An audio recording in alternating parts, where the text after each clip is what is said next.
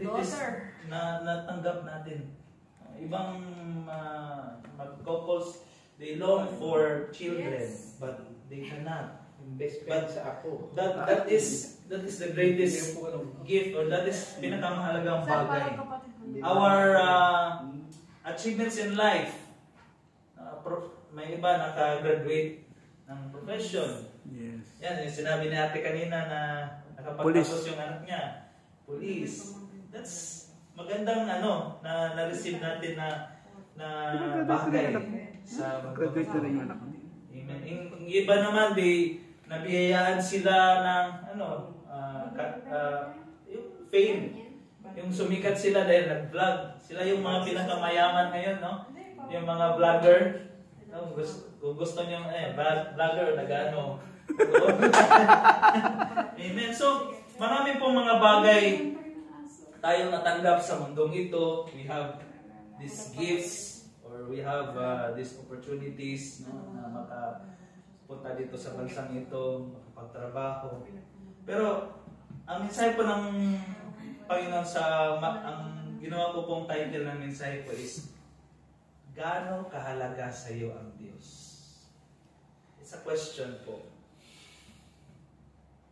Saan ba ang mas mahalaga sa atin? Yung mga bagay na natanggap natin sa buhay, na-attain natin, na-achieve natin sa buhay. Yes, maganda naman yun, hindi naman yung masama. Pero the question is, gaano kahalaga sa iyo ang Diyos? Gaano po kahalaga ang Diyos sa ating mga buhay?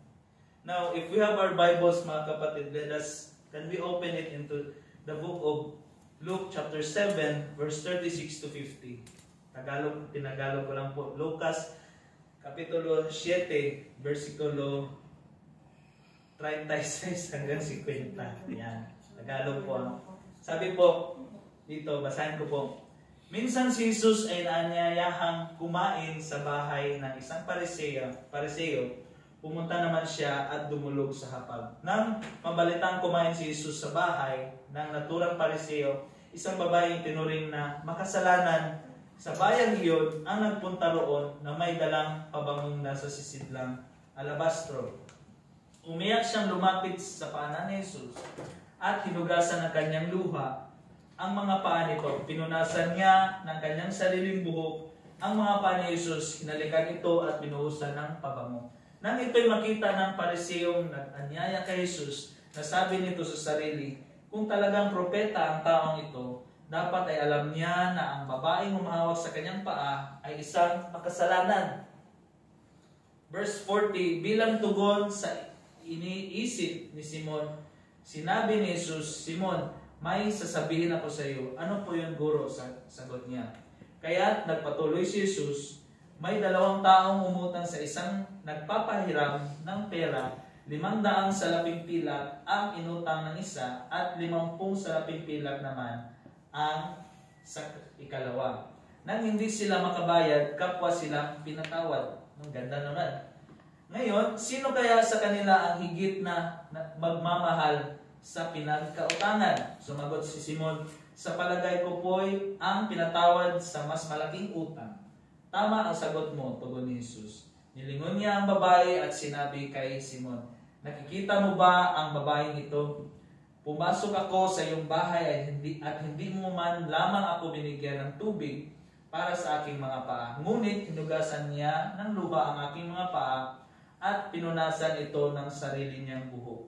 Hindi mo ako hinalikan, ngunit siya mula nang pumasok ay hindi tumigil ng kahahalik sa aking mga paa.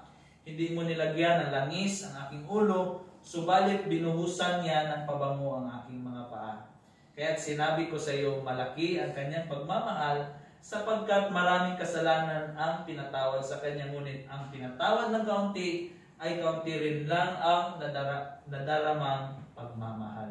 At sinabi niya sa babae, pinatawad na ang iyong mga kasalanan. At ang kanyang mga kasalo sa pagkain ay nagsimulang magtanong sa sarili, sino ba itong nangangahas na magpatawad ng kasalanan? Ngunit sinabi ni Jesus, sa babae, iniligtas ka ng iyong pananampalataya, umuwi ka na. So, amen. Praise the Lord. Salamat po. po sa salita ng Panginoon sa umagang ito. Pinauwi na yata kami, sabi dito, umuwi ka na. Mamaya pa. Mamaya pa ang flight namin. Praise God.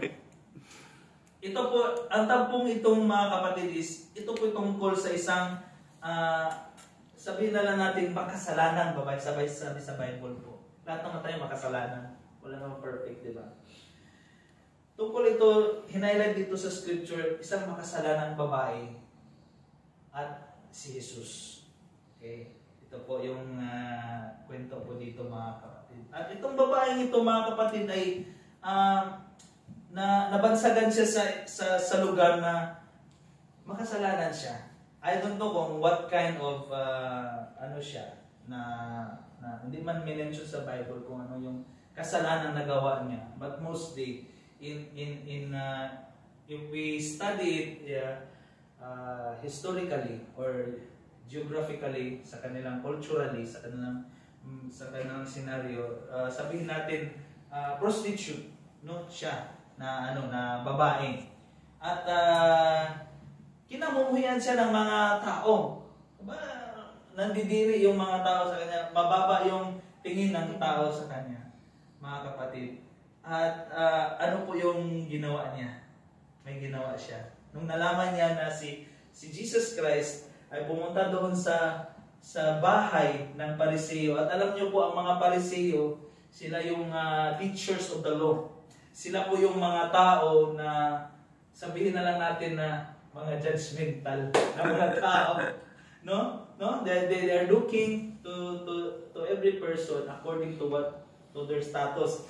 But itong babae ito, itong sa kwento na ito mga kapatid, in the book of Luke, itong babae ito is, sabihin natin nag-party crush siya.